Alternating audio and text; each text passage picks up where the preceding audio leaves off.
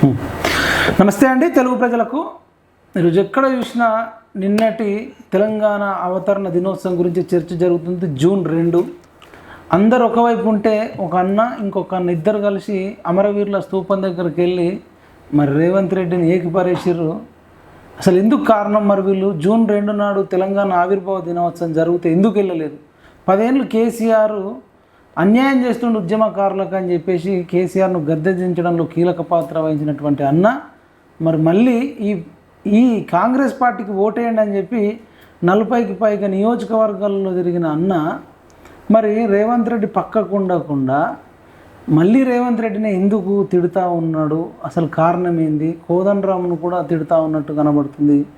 అసలు ఏంది వీళ్ళకి డిమాండ్ ఏంది? ఈ అన్ని విషయాల మీద మాట్లాడదాం. ఇప్పటికే మీకు అర్థమై ఉంటుంది. అన్న నిన్న అమరవీరుల స్తూపం కాడ వెళ్ళి మాట్లాడిండు. తెలంగాణ విట్టలన్న మరి తెలంగాణ ఉద్యమం కోసం కొట్లాడిండు, కేసీఆర్ను గద్దె దించడం కోసం కొట్లాడిండు, ఇప్పుడు మళ్ళీ రేవంత్ రెడ్డి మీద కొట్లాడుతున్నాడు. ఇట్లాంటి కాంబినేషన్ ఉన్న ఏకైక నాయకుడు అన్న. నమస్తే. నమస్తే బాయ్, బాగున్నారా? ఫైన్ అన్న. ఏందన్న మళ్ళా మీకు కష్టాలేనా? అంటే మీకు పర్సనల్ విషయం మీద ఎప్పుడు కొట్లాడలేదు ఏంది? మరి మళ్ళీ ఎందుకు రేవంత్ రెడ్డి మీద తిరుగుబాటు చేశారు? ఇది రేవంత్ రెడ్డి మీద తిరుగుబాటు అని కాదు. ఇప్పుడు ప్రశ్నే నాగరికత, ప్రశ్నే ప్రజాస్వామ్యం. ప్రజాస్వామ్యం అంటేనే ప్రశ్నించడం. ఇప్పుడు స్కూల్లో పిల్లలు టీచర్లను ప్రశ్నిస్తారు, ప్రశ్న ద్వారానే జ్ఞానం నేర్చుకుంటాం. ప్రజాస్వామ్యంలో పాలకపక్షము, ప్రతిపక్షము, జర్నలిస్టులు, ప్రజా సంఘాలు ఎవరి పాత్ర వాళ్ళు పోషించాలి. ఆ రోజు చంద్రబాబు నాయుడు తెలంగాణకు వ్యతిరేకంగా ఉన్నప్పుడు చంద్రబాబు నాయుడు విధానాలను ప్రశ్నించడము, రాజశేఖర రెడ్డి మంచి చేసినప్పుడు ప్రశంసించడము, చెడు చేసినప్పుడు ప్రశ్నించడము. ఒక కేసీఆర్ తోటే కాదు, కిరణ్ కుమార్ రెడ్డి గారు కానీ, రోషయ్య గారు కానీ. మనము జర్నలిజం నుంచి వచ్చినాం, ఉద్యమం నుంచి వచ్చినాం. సమాజం మనకు ఒక బాధ్యత ఇచ్చింది. తెలంగాణ విట్టలు అనే ఒక పేరు ఉట్టిగా రాలే మనకి. మా నాన్నగారి తరము, నా తరము, మా పెదనాన్నగారు, మా అల్లుడు 3 తరాల నుంచి తెలంగాణ ఉద్యమ నేపథ్యం ఉన్నప్పుడు ఆ వాతావరణం మనని తెలియకుండానే ఇన్ఫ్లుయెన్స్ చేస్తుంది. అయితే ఆ రోజు చంద్రబాబు నాయుడుకి వ్యతిరేకంగా కొట్లాడి తెలంగాణ ఉద్యమం కోసం 14 ఏళ్ళు ప్రశ్నించాము. కేసీఆర్తో సపోర్ట్ చేస్తూనే కేసీఆర్ చేసిన తప్పులు ఎత్తి చూపినాం. 2001లో కేసీఆర్ ఆఫీస్ బలగొట్టి కేసీఆర్ అనే వ్యక్తిగత నిర్ణయాలు పనికిరావు, ఈ నియంతృత్వము, తాగుబోతు శాఖలు పనికిరావు అని చెప్తూనే కేసీఆర్ కి సపోర్ట్ చేసినాం. తెలంగాణ ఉద్యమానికి, వ్యక్తుల పట్ల కాదు. ఆ రోజు కేసీఆర్ బదులు పీసీఆర్ ఉన్నా, పీసీఆర్ బదులు ఏసీఆర్ ఉన్నా, రేవంత్ రెడ్డా, కేసీఆర్, చంద్రబాబు నాయుడు, రాజశేఖర రెడ్డి అని కాదు. తెలంగాణకి అన్యాయం జరిగినప్పుడు మనం ప్రశ్నించడం అనేది మనకి ఒక తెలియకుండా వృత్తి ప్రవృత్తి అయిపోయింది. ఎందుకంటే పరిస్థితులు అట్లున్నాయి. ఉస్మానియా నేర్పిన పాఠాలు కావచ్చు, మా నాన్నగారు ఇచ్చిన వారసత్వం కావచ్చు, కొలిశెట్టి రామదాస్ గారు మా బంధువు పెట్టినది కావచ్చు. అయితే తెలంగాణ అంటే తెగింపు, తెలంగాణ అంటే ధిక్కారం, తెలంగాణ అంటే త్యాగం, తెలంగాణ అంటే పోరాటం. 1948 వీర తెలంగాణ సాయుధ పోరాటంలో కొన్ని లక్షల మంది చనిపోయారు. రజాకారులకు వ్యతిరేకంగా రైతులు కొడవళ్ళు, కత్తులు, కారపొడి, మహిళలు కూడా కారపొడితో ఉన్నారు. మనది చాకలి ఐలమ్మ, దొడ్డి కొమరయ్య, కొమరం భీం వారసత్వం. ఇక్కడ నిత్యం పోరాటం ఎందుకు జరుగుతుందంటే తెలంగాణ ప్రజలు ఇష్టపడి పోరాటాలు చేయరు, మేము కూడా మా జీవితాలని త్యాగం ఎందుకు చేయగలం. ఇక్కడ సమాజంలో జరిగే సంఘర్షణ వాటాల కొట్లాట, ఎవరి వాటా వాళ్ళకి దక్కేదాకా ఈ నిత్య సంఘర్షణ ఉంటుంది. ఇప్పుడు సహజబద్ధంగా, న్యాయబద్ధంగా, రాజ్యాంగ ప్రకారం, రాజ్యాంగంలో ఏమని ఉంటుంది? ప్రవేశిక పీఠికలో భారతదేశ ప్రజలమైన మేము మాకుగా సమర్పించుకుంటున్న ఈ రాజ్యాంగంలో సామాజిక న్యాయము, ఆర్థిక న్యాయము, స్వేచ్ఛ, స్వాతంత్రము, సమానత్వము అన్ని హామీ ఇస్తామని మనకు మేముగా సమర్పించుకుంటున్న రాజ్యాంగం ఇస్తుంది. మరి ఇక్కడ తెలంగాణ రాష్ట్రంలో ఆనాడు సమైక్యాంధ్ర పాలకులు చేసిన వివక్ష ఉంది. తెలంగాణ పోరాటం అంటే కేసీఆర్ చెప్పినట్టు నీళ్లు, నిధులు, నియామకాలే కాదు, అది కూడా ఒక ఇంపార్టెంటే. బట్ ఇక్కడ స్వేచ్ఛ కావాలి, స్వాతంత్రం కావాలి, స్వయం పాలన కావాలి. అన్నిటికి మించి ఇక్కడున్న సహజ వనరులు, తెలంగాణ అనేది సహజ వనరులకు పెట్టినీళ్ళు లాంటిది. జార్ఖండ్ భారతదేశంలో మినరల్ బౌల్ ఎట్లనో, జార్ఖండ్ తర్వాత దాదాపు ఒక 30 రకాల మినరల్స్ ఉన్న తెలంగాణ తెలంగాణ రాష్ట్రంలో ఈ సహజ వనరులలో ఇక్కడున్న మానవ వనరులకి మధ్య లింక్ ఉండాలి. కానీ సహజ వనరుల పంపిణీలో పిడికెడు మంది పెత్తందారుల పంపిణీ ఆంధ్ర వలస పాదకులు వచ్చి ఇక్కడున్న బొగ్గు కావచ్చు, ఐరన్ ఓర్ కావచ్చు, కలప కావచ్చు, నీళ్లు కావచ్చు, ఇక్కడ ఉద్యోగాలు కావచ్చు, ఫైనాన్స్ నిధులు కావచ్చు, వీటన్నిటిలో దోపిడీ చేస్తున్నారనే మనం ఆంధ్రప్రదేశ్ ప్రజల మీద కొట్లాడలే, ఎవరైతే ఆ పెత్తందారులు ఉన్నారో వాళ్ళ మీద కొట్లాడలేదు. ఇవాళ అమరవీరుల కుటుంబాల పేరుతో ఎందుకు మేము డిఫర్ అవుతున్నామంటే, అంటే రేవంత్ రెడ్డి గారిని అడుగుతున్నాం, అన్న ఈ తప్పులు జరుగుతూ ఆయన రేవంత్ రెడ్డి గారు చెప్పారు, ప్రశ్నించండి నన్ను జర్నలిస్టులారా, మీరు ప్రశ్నించండి, పుత్తూరు వెంకటేశ్వరరావు గారు నాకు స్ఫూర్తి, జర్నలిస్టులు అనేటోడు ప్రశ్నించాల్సిందే, మీరు ప్రశ్నిస్తే మేము సరిదిద్దుకుంటామని రేవంత్ రెడ్డి అని చెప్పిండు మా ప్రెస్ క్లబ్. బెదిరించేటోడు లేకపోతే కూడా బెదిరించేటోడితే రాజ్యం అని చెప్పిన ఆయన ఏమని చెప్పిండంటే తెలంగాణ ఉద్యమకారుల గురించి కామారెడ్డి డిక్లరేషన్. ఇప్పుడు నేనేమైనా తప్పు మీరు కామెంట్స్ పెట్టండి, నేను చేసేది తప్పు అంటే నేను రేవంత్ రెడ్డి గారికి సూచన ఇస్తున్నా, మీరు ఇంకా తప్పుదో పట్టకండి అని. వాళ్ళు ఏం చెప్పారంటే, ఇది ఇది ఇది జూమ్ చేసుకోమ్మా, భారత జాతీయ కాంగ్రెస్ తెలంగాణ రాష్ట్ర కాంగ్రెస్ కమిటీ అసెంబ్లీ ఎన్నికలు 2023 అభయహస్తం మేనిఫెస్టో, ఇందిరమ్మ రాజ్యం ఇంటింటా సౌభాగ్యం. ఇది మీకు కూడా పంపిస్తాం, మీరు స్క్రీన్ మీద వేయండి. వీళ్ళు ఏమని ఇచ్చారంటే మాకు మేనిఫెస్టో కమిటీ ముందు మాట, గత 9.5 సంవత్సరాల్లో టిఆర్ఎస్ బిఆర్ఎస్ ప్రభుత్వంలో దగాపడ్డ తెలంగాణ ప్రజల ఆకాంక్షలకు అద్దం పట్టే విధంగా ఈ మేనిఫెస్టోను రూపొందించామని తెలియజేయడానికి సంతోషిస్తున్నాము. వివిధ వర్గాలను, సంఘాలను, సంస్థలను, వ్యక్తులను సంప్రదించి వారి సమస్యలను విశ్లేషించి ఓ తేజోవంతమైన మరియు సమగ్ర సుస్థిర తెలంగాణను అభివృద్ధి పరిచే దిశగా ఈ మేనిఫెస్టోను రూపొందించి తెలంగాణ సమాజానికి అంకితం ఇస్తున్నాము. కాంగ్రెస్ పార్టీ అధికారంలోకి రాగానే ఈ మేనిఫెస్టోలోని ప్రతి హామీను తప్పకుండా అమలు చేసి తెలంగాణ ప్రజల భవిష్యత్తును బంగారు బాటలో నడిపిస్తామని ఈ యావత్తు తెలంగాణ సమాజానికి హామీ ఇస్తున్నాము. ఈ మేనిఫెస్టో కమిటీలో మా సంఘాల ప్రతినిధులు ఉన్నారు, మా మేధస్సు ఉంది, మా వర్గాల వీళ్ళు ఏమని ఇచ్చారు, కాంగ్రెస్ పార్టీ 6 గ్యారంటీల కార్డు, వరంగల్ రైతు declaration, Hyderabad youth declaration, Chevella SC ST declaration, minority declaration, Kamareddy BC declaration. 100 రోజుల్లో బీసీ కులగణన చేసి 6 నెలల్లో రిజర్వేషన్లు పెడతా అన్నారు. రిజర్వేషన్లు పెట్టినాకనే పంచాయతీ ఎలక్షన్లు పెడతా అని చెప్పిన మీరు ఎందుకు తొందరపడుతున్నారని మేము ప్రశ్నిస్తున్నాం. అదేవిధంగా ఇప్పుడు తెలంగాణ ఉద్యమ అమరవీరుల సంక్షేమం గురించి చూస్తా, కోదండరామ్ సార్ కూడా నిన్న పిలిపించడని తెలిసింది. వీళ్ళు ఎందుకు మేము అడగాల్సి వస్తుందంటే, ఇగో ఇది చూడండి ఒకసారి, హైదరాబాద్ యూత్ డిక్లరేషన్లో అమరవీరుల ఉద్యమకారుల త్యాగాలకు గుర్తింపు, తెలంగాణ తొలి మలిదశ ఉద్యమాలలో ప్రాణాలు అర్పించిన యువతీ యువకులకు ఉద్యమ అమరవీరులుగా గుర్తించి వారి కుటుంబంలో ఒకరికి ప్రభుత్వ ఉద్యోగము, కుటుంబంలో ప్రతి ఒక్కరికి ప్రభుత్వ ఉద్యోగము మరియు తల్లి లేదా తండ్రి లేదా భార్యకు నెలకి 25,000 రూపాయల చొప్పున అమరవీరుల గౌరవ పెన్షన్ అందజేత. చాలా బాగా పెట్టారు, అసలు సూపర్. ఇది ఉద్యమంలో పాల్గొన్న యువతపై నమోదైన కేసులను ఎత్తివేయడంతో పాటు జూన్ 2న వారికి తెలంగాణ ఉద్యమకారులుగా ప్రభుత్వ గుర్తింపు కార్డు. జూన్ 2 వరకు వెయిట్ చేసినాం కదా. ఉద్యమంలో పాల్గొన్న యువతపై కేసులు ఎత్తివేయాలన్నారు. కేసీఆర్ కేసులు ఎత్తివేయలే, మేము మా సొంత కేసులు కావన్నీ. తెలంగాణ కోసం స్వాతంత్ర సమరయోధులుగా పాల్గొన్న కేసులు కేసీఆర్ 10 ఏళ్ళు ఎత్తేయాడు, సమైక్యాంధ్ర ప్రభుత్వం 14 ఏళ్ళు ఎత్తేయారు, లక్షల మంది ఉద్యోగాలు కోల్పోయారు, జీవితాలు కోల్పోయారు. కనీసం రేవంత్ రెడ్డి గారు 6 నెలల్లో 6 నిమిషాల పని. అవును, చీఫ్ సెక్రటరీ గారు డీజీపీకి ఫోన్ చేసి, డీజీపీ గారు ప్రతి ఏ వ్యక్తులకి వ్యతిరేకం కాదు, ఏ వ్యక్తులకి చెంచాగాలం కాదు, తాబేదారులం కాదు, ప్రశ్నిస్తాం, ఇవాళ విటలు పోతే ఇంకొకటి వస్తాడు, ఇంకొకటి పోతే ఇంకోటి వస్తాడు. తెలంగాణ మట్టిలో ధిక్కారం ఉంది, తెలంగాణ స్వరములో ప్రశ్న ఉంది. కాబట్టి మా ప్రశ్నని స్వద్విమర్శగా తీసుకోండి. రేవంత్ అన్న, మీకు వయసు చిన్న వయసులోనే ముఖ్యమంత్రి అయ్యే అవకాశం వస్తుంది. మీరు గతంలో మంత్రిగా కూడా పనిచేయలే, మీకు అడ్మినిస్ట్రేషన్ డైనమిక్స్ తెలియదు, అడ్మినిస్ట్రేషన్ మెకానిక్స్ కూడా తెలియదు, మీరేం పబ్లిక్ పాలసీ ఎక్స్పర్ట్ కాదు. అందరికీ అన్ని విషయాలు తెలియాల్సిన అవగాహన లేదు. నేను మీ తమ్ముడుగా నేను రిక్వెస్ట్ చేస్తున్నా, పబ్లిక్ పాలసీ ఎక్స్పర్ట్స్ని అడ్వైజర్గా పెట్టుకోండి. మీరు పెట్టుకున్న అడ్వైజర్లు గతంలో కొంతమంది కేసీఆర్ పెట్టుకుంటే వాళ్ళు బడ్వైజర్లుగా మారారు, అడ్వైజర్లు కాస్త బడ్వైజర్లుగా మారారు. మరి మీ అడ్వైజర్లు బడ్వైజర్లుగా మారకుండా చూసుకోండి. ఇప్పుడు మీరు పెట్టుకున్న అడ్వైజర్లలో ఒకసారి వాళ్ళు ఏ రంగ నిపుణులు, వాళ్ళు ప్రజల్లో వచ్చే నిజమైన వాయిస్ని మీరు తీసుకోండి. మీరు 5 ఏళ్ళు ఉండాలని కోరుకుంటున్నాం, మీ ప్రభుత్వం పడిపోవాలని కోరుకోవట్లే. మీ ప్రభుత్వానికి కూడా అడ్డం వస్తే మేమే వచ్చి కాపాడుతాం. ఆంధ్రజ్యోతి రాధాకృష్ణ రోడ్డు మీదకి రాడు, TV5 నాయుడు రోడ్డు మీదకి రాడు, మీరు నమ్ముకున్న వాళ్ళు ఎవరు రోడ్డు మీదకి రాదు. మళ్ళీ ఈ ఉస్మానియా విద్యార్థులు, ఈ నిరుద్యోగులు, ఈ విద్యార్థులే రావాలి మళ్ళీ మిమ్మల్ని కాపాడడానికి. కానీ ఇప్పుడు దూరం అవుతుంది అందరికీ. ఇప్పుడు ఏ పాలకుడైనా ప్రజలని దూరంగా పెట్టుకుంటే ఫీడ్బ్యాక్ పోతుంది. కమ్యూనికేషన్ సిస్టంలో పూర్వకాలంలో రాజులు నియంతలు కూడా ప్రజలు ఏమనుకుంటారు కానీ రాత్రిపూట మారు వేషాల్లో వచ్చి దొంగంగా గొంగడ కప్పుకొని ప్రజల నుంచి ఫీడ్బ్యాక్ తీసుకునేటోళ్ళు, వేగుల ద్వారా, గూఢాచారుల ద్వారా. స్వయంగా రాజులు కూడా వచ్చేటోళ్ళు. దయచేసి ఈ 6 నెలల కాలంలోనే ఎల్బీ నగర్లో సమ్మక్క సారక్క పండగలాగా జరిగిన మీ ప్రమాణ స్వీకారము ఎందుకు ఇవాళ అమరవీరుల ఈ 10 సంవత్సరాల దశాబ్ది ఉత్సవాల ముగింపులో ఎందుకు అంత మీ ఫేస్లో నిశ్చేజం ఉంది? ఉందా? ఎవరికైనా రక్తపు చుక్క కోదండరామ్ సార్ ముఖంలో కానీ, అందశ్రీ ముఖంలో కానీ, రేవంత్ రెడ్డి అన్న ముఖంలో కానీ ఉత్తేజం కనపడ్డదా? అక్కడికి వచ్చిన వాళ్ళు అందరూ చెప్తున్నారు డ్రై అయిపోయింది మొత్తం అని. ఇప్పుడు నిన్న రాత్రి వర్షం కూడా వచ్చింది, ప్రకృతి కూడా కరుణించాలి. అంటే మీరు మంచి చేస్తే మీకు మంచి 100 రెట్లు వస్తుంది. మీరు నాకు రేవంత్ రెడ్డి అన్న చెడు చేయాలనే ఉద్దేశంతో చేస్తున్నాడా, అహంకారంతో చేస్తున్నాడా, అజ్ఞానంతో చేస్తున్నాడా, అపరిపక్వతతో చేస్తున్నాడా అర్థం కావట్లే. కానీ అన్నం మెతుకు ఒకటి ముట్టుకుంటే తెలిసిపోద్ది కదా. అంటే ఫ్యూడలిస్టిక్ అంటే తెలియకుండా ఆయన భాష తొక్కుతా, పండబెడతా, లాగులో తొండలేస్తా, చెడ్డి ఇప్పుతా, ముడ్డి మీద చెడ్డి లాగుతా, ఇవన్నీ కూడా ఫ్యూడల్ భాష.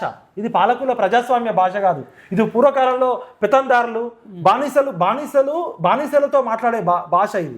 ఇది పాలకుల భాష కాదు, ప్రజాస్వామ్య భాష కాదు, ముఖ్యమంత్రి మాట్లాడాల్సిన భాష కాదు. గతంలో ఇట్లా మాట్లాడిన కేసీఆర్కి కన్ను కాల్చి వాత పెట్టారు. అంటే మీ భాష, మీ శరీరము, మీ బాడీ లాంగ్వేజ్, పిసిసి ప్రెసిడెంట్ గుండి కాంగ్రెస్ కార్యకర్తలు ఏదో ఉంటే ఇట్లా ఇట్లా ఇట్లా తొక్కిన విషయం మీరు చూసిరా? అప్పుడు ఇట్లా కసురుకుంటాడు, ఇట్లా ఇసిరేస్తాడు ఎవరైనా మాట్లాడుతుంటే, మీ మాట్లాడకుండానే మీ బాడీ చాలా విషయాలు చెప్తుంది. నా బాడీ అయినా మీ బాడీ అయినా verbal communication, non verbal communication ఉంటుంది. నాన్ వెర్బల్ కమ్యూనికేషన్ చాలా పవర్ఫుల్. మీరు మాట్లాడే భాష ఫ్యూడల్ భాష, మీ body language feudal language. KCR ఇంకా ఒక మంత్రిని తీసుకుపోయి ఇట్లా పక్కన నూకేసిండు కొప్పులేశ్వర్. అప్పుడు ఆ కొప్పులేశ్వర్ అయితే ఇట్లా బానిస కన్నా ఇట్లా చీదరించుకున్నాడు. రిబ్బిన్ కట్టి లేకపోతే రిబ్బిన్ మనం మన ఇళ్లలో పెంపుడు జంతువులు కుక్క, పిల్లి కూడా మనం ఇష్టం వచ్చినట్టు మాట్లాడితే అది కూడా ఇట్లా చేస్తుంది. అవును, తిరగబడుతుంది. ఇష్టం వచ్చినట్టు చేస్తే వాటికి కూడా హక్కులు ఉన్నాయి, చట్టాలు. రూమ్ లో పిల్లి ఒక ఆర్గనైజేషన్ ఉంది, జంతువులు పెంపుడు జంతువులతో కూడా ఎట్లా ప్రవర్తించాలో. అట్లాంటిది ఈ ఫ్యూడల్ మెంటాలిటీ తెలంగాణలో ఇంకా ఉంది. అది ఒక రేవంత్ రెడ్డి విషయంలో చాలా మంది దగ్గర ఉందిలే.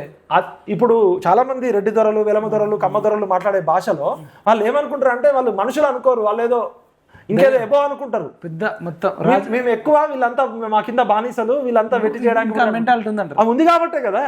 లేకపోతే అందరూ మనుషులే అనుకుంటారు. మరి ఓన్లీ రెడ్లే 50 మంది ఎందుకు ఎమ్మెల్యేలు అయ్యారు? ఓన్లీ వెలమలే 11 మంది ఎమ్మెల్యేలు ఎందుకయ్యారంటే మేము పాలకులము, వీళ్ళు బానిసలు అనుకుంటున్నారు. తెలంగాణ సమాజం అనేది తిరుగుబాటు మెంటాలిటీ ఉన్నది. ఎక్కడ అణిచివేత ఉంటే అక్కడ ధిక్కారం ఉంటుంది, ఎక్కడ అణిచివేత ఉంటే అక్కడ తిరుగుబాటు ఉంటుంది, ఎక్కడ అహంకారం ఉంటుందో అక్కడ అంధకారం ఉంటుంది. కేసీఆర్ తెలియగలవాడు. ఎందుకు ఇలా చీకట్లోకి పోయిందంటే నేనే, నాదే. ఇంకా రేవంత్ రెడ్డి ఏమంటాడు? నా మాటే శాసనం, నేను ఇస్తా, నేను ఇచ్చిన. ఇంకోటి ఆయన పాపం తెలియకుండా కేసీఆర్తో కంపేర్ చేసుకుంటూ తెలంగాణ సమాజం 2గా విడిపోద్దట. ఒకటి రేవంత్ రెడ్డి జై కొట్టేటోళ్ళు, రేవంత్ రెడ్డిని వ్యతిరేకించేటోళ్ళట.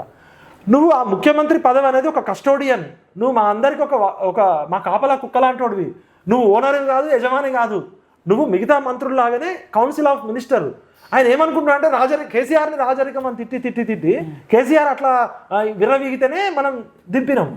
తెలియకుండా పాపం రేవంత్ రెడ్డి గారి భాష, నా మాటే శాసనం అంటే ఈయనేమన్నా చక్రవర్తి, ఈయనేమన్నా ఎంపరరా, లేకపోతే ఎట్లయితుంది శాసనం? అసెంబ్లీలో చట్టం చేస్తే ప్రజలు అనుకున్నది అందరు కలిసి క్యాబినెట్ లో డిస్కషన్ అవుతుంది. నా మాటే శాసనం. రేవంత్ రెడ్డి తెలంగాణ రాబోయే 10 ఏళ్ళు నేనే ముఖ్యమంత్రిగా ఉంటా, 2050 దాకా ప్రణాళికలు చేస్తున్నాడు. తప్పులేదు, రాజుకు దిరదు. అన్న కేసీఆర్ కూడా ఇట్లా అన్నాడు, 20 ఏళ్ళ దాకా మాకు డోకలేదు, 40 ఏళ్ళ దాకా డోకలేదు అని అన్నాడు. గుర్తుందా మీకు? కేసీఆర్ 25 ఏళ్ళు ఉంటాడు, ఈ నెక్స్ట్ గెలిచేది మనమే, తర్వాత గెలిచేది మనమే. అందుకని ఆయన మనవడితోటి భద్రాచలానికి అక్షింతలు పంపించిండు, బుడపోరని పంపించిండు. ఏమైంది? ఎవరు కూడా, అది రేవంత్ రెడ్డి అయినా, నేనైనా, నువ్వైనా, మోడీ అయినా, ఎల్లయ్య అయినా, మల్లయ్య అయినా, నేనే, నాదే, నేనే ఇస్తున్నా మీకు. తెలంగాణ ప్రజలు, భారతదేశ ప్రజలు ఓట్లు అనే భిక్ష ఇస్తే వీళ్ళంతా ఎమ్మెల్యేలు, ఎంపీలు, మంత్రులు, ముఖ్యమంత్రులు. ఆ విషయం మర్చిపోయి వీళ్ళు ప్రతిపక్షంలో ఉన్నప్పుడేమో ప్రజలే దేవుళ్ళు, వంగి నమస్కారాలు పెడతారు, మన పిల్లల ముడి కడుగుతారు, మన ఇళ్ళకి వచ్చి ఇస్త్రీ చేస్తారు, అన్ని చేస్తారు. చనిపోతే వచ్చేది, ఇప్పుడు ఎవరు వస్తలేడు. ఇప్పుడు అధికారంలోకి వచ్చినాక మొన్న ఒక అమ్మాయి చనిపోయింది. చాలా మంది జూన్ 1వ తారీఖు ఒక నిరుద్యోగి సంగీత అనే అమ్మాయి చనిపోయింది. పరీక్షలన్నీ ఒకటేసారి పెడుతున్నారని చెప్పి స్ట్రెస్. నిన్న ఉత్సవాలు జరిగినాయి కదా.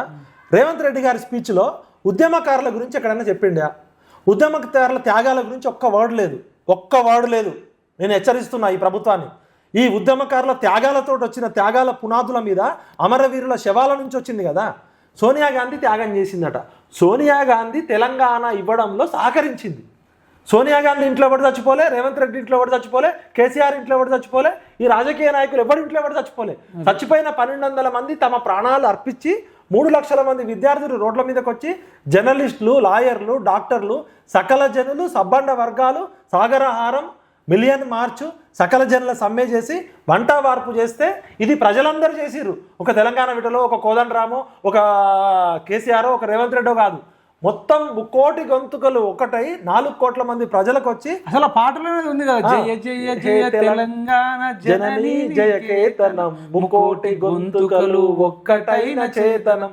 అంటే 3.5 కోట్ల ప్రజల చేతనంతో వచ్చిన తెలంగాణ అని ఆ పాట వింటారు. వీళ్ళు ప్రతిపక్షంలో ఉన్నప్పుడేమో గిరిజనులు, దళితులు, బడుగు బలహీన వర్గాలు, కమ్మరి కుమ్మరి, చాకలి మంగలి, బుడబుక్కలోళ్ళు, బుడగజంగాలోళ్ళు, పిట్టలోళ్ళు, యానాదులోళ్ళు అని మనకన్నా ఎక్కువ కులాల గురించి చెప్తారు.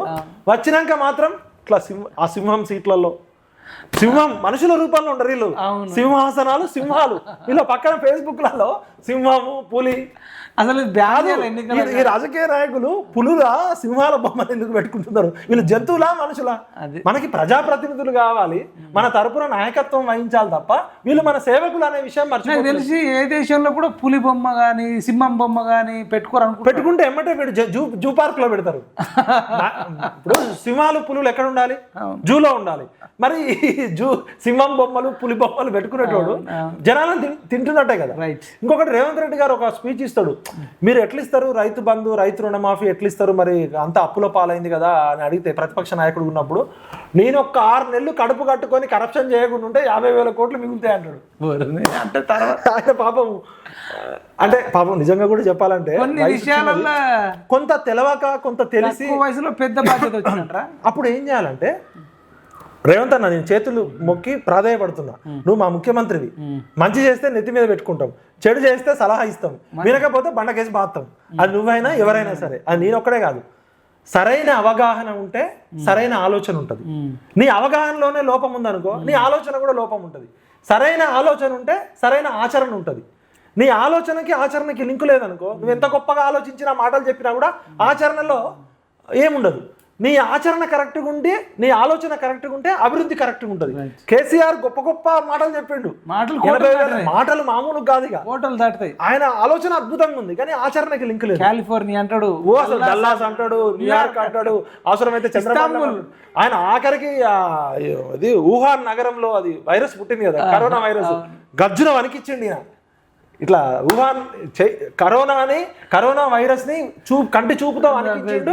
ప్రపంచంలో ఎవరు నిలబడలే, ఈయన అడ్డంగా నిలబడి ఆపేసిండు. మరి మామూలు వ్యక్తులు కాదు. 80,000 పుస్తకాలు చదివి అపర భగీరథుడని, నదులకి నడక నేర్పి, మోటార్లకి ఈత నేర్పని కేసీఆర్ వినేటోడు ఎర్రిపప్పు అయితే చెప్పేటోడు కేసీఆర్ అయ్యిండు. 14 ఏళ్ళు మనం అందరం విన్నాం. విని విని విని కేసీఆర్ కొండెరిపప్పు అయ్యిండు. అయ్యి ఇంటికి పోయి కూర్చున్నాడు. ఇప్పుడు వచ్చిన పాలకులు కూడా మేమే 10 ఏళ్ళ అధికారంలో ఉంటా, నా మాటే శాసనం, నేను చెప్పిందే వేదం, ఇవన్నీ ఏంటంటే అపరిపక్వతకి, అపరిపక్వత ఒకటి, అజ్ఞానం ఒకటి, ఈ రెండింటితో పాటు ఒక అమాయకత్వం కూడా ఉంటది. చాలా ఇప్పుడు అమాయకత్వం లేకపోతే కూడా ఇట్లా మాట్లాడరు. అంటే ఎవడైనా కూడా, ఏ మనిషి కూడా నేనే గొప్ప. ఇప్పుడు ప్రతి మనిషికి కూడా జీవితకాలం 50 ఏళ్ళు 60 ఏళ్ళు ఉంటుంది. అందరికీ అన్ని విషయాలు తెలియాల్సిన అవసరం లేదు. ఇప్పుడు నాకు తెలియని విషయం మిమ్మల్ని అడుగుతా, మీకు తెలియని విషయం ఇంకోళ్ళని అడుగుతారు. పాలకుడు అనేటోడు డిస్కషన్ ఉండాలి, డిబేట్ ఉండాలి, డైలాగ్ ఉండాలి, సబ్జెక్ట్ ఎక్స్పర్ట్స్తో కూర్చోవాలి. ఈయనే అన్ని పనులు చేయాలనుకోకూడదు. రేవంత్ రెడ్డి నాకు ఒక మంచి మాట, గుంపు మేస్త్రి బాధ్యత ఏంది? సెంటరింగ్ చేసేటోడు సెంటరింగ్ పని చేస్తాడు, కార్పెంటర్ పని చేసేటోడు కార్పెంటర్ పని చేస్తాడు, టైల్స్ వేసేటోడు టైల్స్ పని చేస్తాడు, ఫాల్ సీలింగ్ చేసేటోడు ఫాల్ సీలింగ్ చేస్తాడు. ఈ అందరినీ కోఆర్డినేట్ చేసుకోవడమే అన్నాడు. తప్పేం కాదు గుంపు మేస్త్రికి. కానీ పాలనలో గుంపు మేస్త్రి పని కనపడట్లేదు. మరి ఎట్లా గుంపు మేస్త్రి పాలన ఎట్లుండాలంటే, కీరవాణికి మ్యూజిక్ ఇయ్యాలా వద్దా అనే విషయము ఒక ముఖ్యమంత్రి, రాష్ట్ర ముఖ్యమంత్రి అనే వ్యక్తి 3 రోజుల పాటు కీరవాణిని, రాఘవేంద్రరావుని ముందు కూర్చోబెట్టుకొని, అంత సమయం ఉంటుందా ఒక పాటకి? అందశ్రీకి అప్పచెప్తే ఆయన చూసుకుంటాడు, లేకపోతే ఎక్స్పర్ట్ చూసుకుంటారు. ముఖ్యమంత్రిగానే స్వయంగా స్టూడియోలోకి వెళ్ళి కీరవాణి గారికి సరిగమలు నేర్పించిండా లేకపోతే సంగీతం నేర్పించిండా? అంటే పాలన మీద దృష్టి పెడితే ఒక ముఖ్యమంత్రి పాలన మీద దృష్టి పెట్టాల్సిన ముఖ్యమంత్రి is not expert in that. అసలు అది ఒక సెంటిమెంట్ ఇష్యూ, ఒక ఎమోషనల్ ఇష్యూ. అది ప్రజల జీవితాల్లో మార్పు తీసుకొచ్చే విషయం కాదు, ప్రజలని మార్చే విషయం కాదు. ఒక ఎమోషనల్ సెంటిమెంట్, ఒక ఆత్మగౌరవం సంబంధించిన అందశ్రీ గారికో కోదండరామ్ గారికో ఒక కమిటీ వేసేస్తే వాళ్ళు చూసుకునేటోళ్ళు కదా. సంగీత దర్శకులకు ఇవ్వాలన్నా, కోదండరామ్ కు అద్దంకి దగ్గరకు తెలంగాణ సాహితీవేత్తలు సంగీత దర్శకులకు ఇస్తే అయిపోతుంది.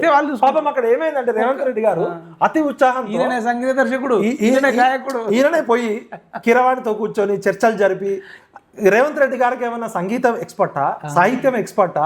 ఆయన ఒక ముఖ్యమంత్రి బాధ్యత ఇచ్చిన నువ్వు 3 రోజులు రకరకాల ఫోటోలు వేసి, రాఘవేంద్రరావుకి తెలంగాణకి ఏం సంబంధం? బొడ్డులో రూపాయి బిల్లా పాట పెట్టుకున్నోడు, హీరోయిన్లకి పెద్ద అమ్మాయిలకి చిన్న బట్టలు కట్టేటోడు, వాడు తెలంగాణ సాహిత్యంతో కూర్చుంటాడా? అనకూడదు. కానీ ఇప్పుడు తెలంగాణలో సినిమా కల్చర్కి వెళ్ళదు.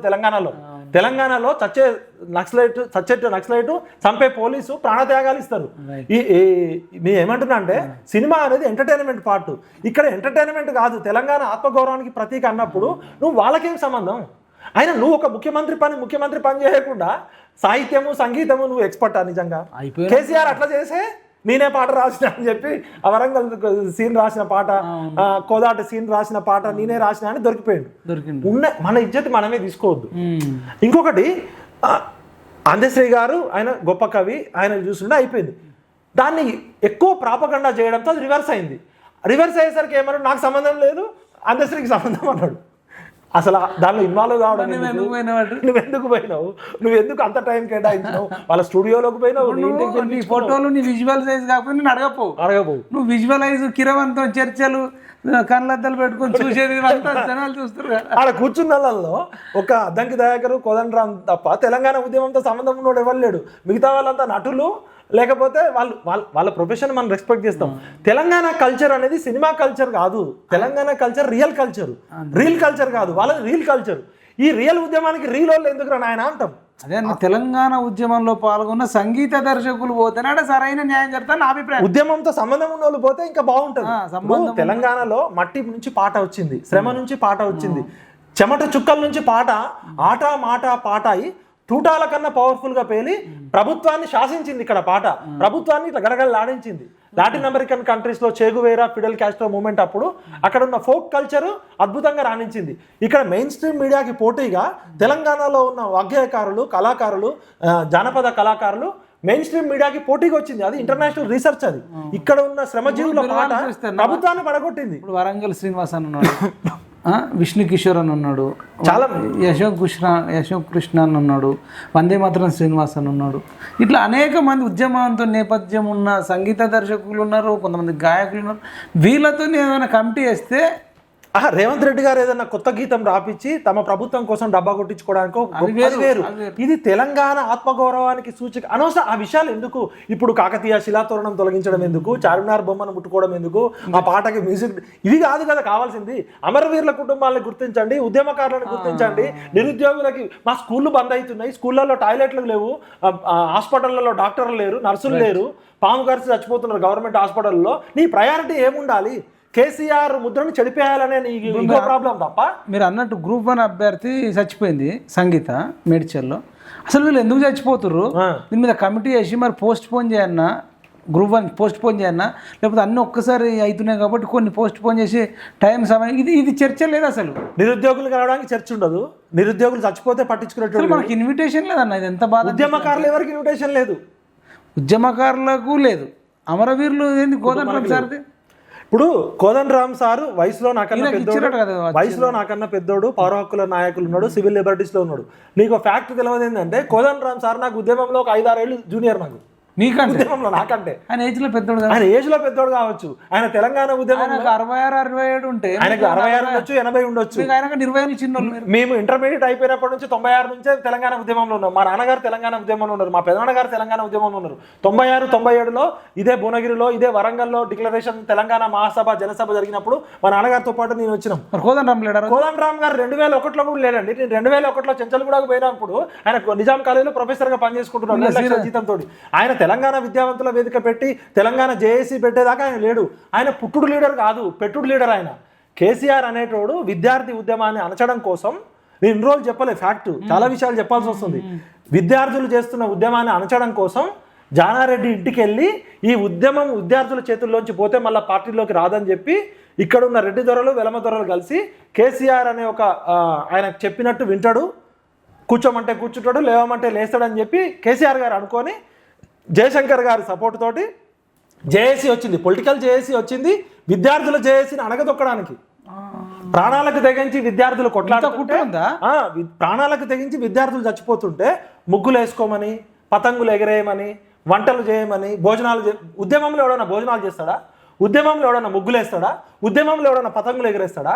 మా విద్యార్థులు మా అమరవీరులేమో రైలుకి 180 కిలోమీటర్ల వస్తున్న రైలుకి ఎదురుగా పోయి ముక్కలు ముక్కలు అయిపోతారు.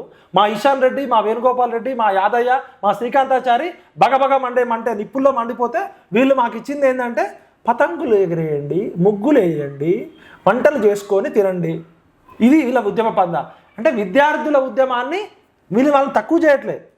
ప్రాణాలు కోల్పోయినోడు గొప్పోడా చెప్పు నువ్వు? మైపాల్ బతుకున్నోడు గొప్పోడా?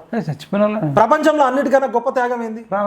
మరి ప్రాణత్యాగం చేసిన అమరవీరులను గుర్తించకపోతే కోదండరామ్ సార్ ఉంటే ఎంత, ఊడితే ఎంత? మాకు పిలిపించినట్టు మరి పిలిపించి ఎవడు మాకు ఎందుకు వస్తున్నాయి ఇన్ని కంప్లైంట్? ఏమన్నారు చెప్పు. మీకు ఇప్పుడు నా దగ్గర మీకు ఇస్తా, డేటా కూడా ఇస్తా.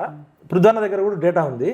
అమరవీరుల కుటుంబాలు 1200 ఉన్నాయని చెప్పి కాంగ్రెస్ వాళ్ళు చెప్పారు, టీఆర్ఎస్ వాళ్ళు చెప్పారు. కేసీఆర్ 550 మందికి ఇచ్చిండు. మిగతా 650 మంది గుర్తించి ఉన్నారు కదా, వాళ్ళని ఎందుకు పిలవలే నిన్న? వాళ్ళని పిలిచి ఒక 50 మందికో 10 మందికో ముఖ్యమంత్రి గారికి టైం లేకపోతే అమరవీరుల కుటుంబాల్లో వాళ్ళకి అర్హులైన వాళ్ళకి ప్రభుత్వ ఉద్యోగాలు ఇచ్చి వాళ్ళకి నెలకు 25,000 పెన్షన్ ఇస్తా అని చెప్పారు కదా. 10 మంది కన్నా ఇవ్వచ్చు కదా టోకెన్ గా, ఇచ్చి మిగతా అందరికి ఒక జీవో ఇవ్వచ్చు కదా. మరి అమరవీరులను గుర్తించడానికి ఏ జీవో వచ్చింది? మీరు ఇచ్చిన డేటా కూడా ఫేక్ డేటా ఉంది. పృథ్వన్న దగ్గర మీరు పోండి, మొత్తం డేటా ఉంది. ఎల్లయ్య, మల్లయ్య, పుల్లయ్య, నవీన్, ప్రవీణ్. ఇప్పుడు మీకు ఒక ఇంటి పేరు ఉంటుంది కదా. ఇప్పుడు ఉద్యమంలో విఠల అనేటువంటి చచ్చిపోయాడు, మా నాన్నగారి పేరు ఉంటుంది, మా ఇంటి పేరు ఉంటుంది, మా ఇంటి అడ్రస్ ఉంటుంది. వాళ్ళు 900 మంది ఇస్తే 454 మంది గుండెపోటుతో చచ్చిపోయారట. వరంగల్ నవీన్, వాడి ఇంటి అడ్రస్ ఉండదు, వాడి ఇంటి పేరు ఉండదు, వాడు ఎట్లా చచ్చిపోయినా ఉండదు. మా దగ్గర డేటా మొత్తం ఉంది కదా, ఇది తీసుకోండి. ఎవరెవరు ఎట్లెట్లా ఆత్మహత్య చేసుకున్నారు, పురుగు మందు తాగి ఎట్లా చచ్చిపోయారు, కిరోసిన్ పోసుకొని ఎంతమంది చచ్చిపోయారు, పెట్రోల్ పోసుకొని ఎంతమంది చచ్చిపోయారు, తుపాకీ కాల్చుకొని ఎంతమంది చచ్చిపోయారు, బిల్డింగ్ దూకి ఎంతమంది చచ్చిపోయారు, రైలుకి ఎదురుగా వచ్చి ఎంతమంది చచ్చిపోయారు, రైలు కింద తలకాయ పెట్టి ఎంతమంది చచ్చిపోయారు, వాళ్ళన్నీ చదువుతుంటే మాకు దుఃఖం అవుతుంది కదా. కనీసం చచ్చిపోయిన శవాల మీద పెలాలు ఏరుకుంటారా? మీరు చచ్చిపోయిన వాళ్ళ మీదనే అధికారంలోకి వచ్చారు, కేసీఆర్ అయినా వీళ్ళైనా. మరి ఉద్యమకారులను గుర్తించుకోకుండా గౌరవించకపోతే ఏం తెలంగాణ సమాజం ఇది? మరి కోదండరామ్ సార్ ఏం పీకినట్టు? ఆయనకు బాధ్యత ఇచ్చినప్పుడు ఆయన ఒక కమిటీ వేసుకోవాలి. నిన్న ఇప్పుడు మరి నన్ను పిలవలే, నువ్వు ఉద్యమకారుడివే, నేను ఉద్యమకారుడినే. డాక్టర్ మన దగ్గర లిస్ట్ ఉంది కదా ఉద్యమంలో ఎవరెవరు చేసిరో, మరి వీళ్ళెవరు ఉద్యమకారులు కాదా? మేమైతే కేసీఆర్ గద్దెదించడానికి, కేసీఆర్ గద్దెదించడం కాదు, అసలు కేసీఆర్ని ఎక్కించడానికి చంద్రబాబుతో ఆయనతో కొట్లాడి, రాజశేఖర రెడ్డితో కొట్లాడి, కిరణ్ కుమార్ రెడ్డితో కొట్లాడి, రోషయ్యతో కొట్లాడి, లగడపాటి రాజగోపాల్తో కొట్లాడి కేసులైన వాళ్ళము. పాషం యాదగిరి సార్ తెలంగాణ ఉద్యమకారుడు కాదా? చెప్పు నువ్వు. పాషం అవునా కాదా? గాదే ఇన్నయ్య గారు తెలంగాణ ఉద్యమకారుడా కాదా? సంగంరెడ్డి పృథ్వీరాజ్ యాదవ్ తెలంగాణ ఉద్యమకారుడు కాదా? అవునా? తెలంగాణ విఠల్ తెలంగాణ ఉద్యమంలో ఉన్నాడా లేదా? మీరు తెలంగాణ కోసం సోహరా బేగమక్క ఉందా లేదా? సతీష్ కమాల్ అన్న ఉన్నాడా లేదా? అడ్వకేట్ శరత్ గారు ఉన్నాడా లేదా? మైపాల్ యాదవ్ ఉన్నాడా లేదా? నేనే సాక్ష్యం కదా, నువ్వు నా జూనియర్ గా తెలంగాణ ఉద్యమంలో ఉన్నావు కదా. ఉద్యమం చేసినాం, ఉద్యమంలో చేసిన పాత్ర కానీ కేసీఆర్ గద్దెదించడంలో డాక్టర్ గోపీనాథ్ గారు ఉన్నాడా లేదా?